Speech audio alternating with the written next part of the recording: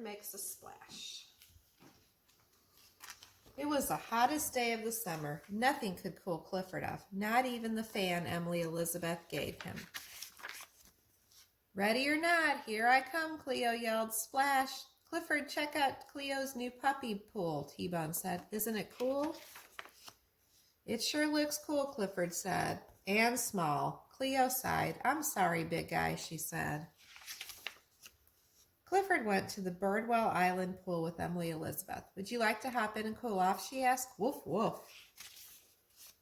Watch out, everyone. Here comes Clifford, said Emily Elizabeth. Clifford was ready to make a splash. 1, 2, 3.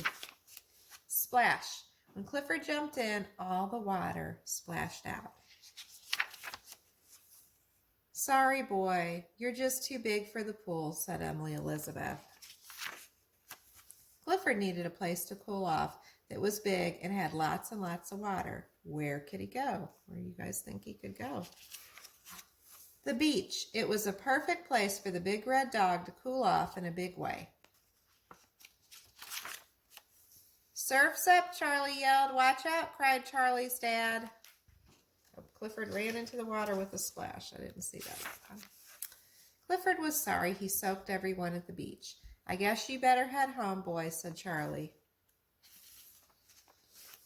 At home, Emily Elizabeth's mother was watering her garden. She pointed the hose at Clifford. Is that better, she asked. Woof, woof. It felt great. Are you having fun without us, Cleo asked. Not anymore, said Clifford. Come on.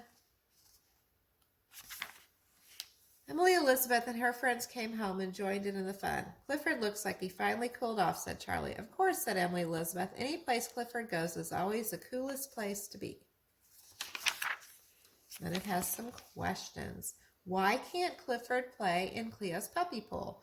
The weather is too hot, he is too big, or he'd rather sit in his doghouse. Which one?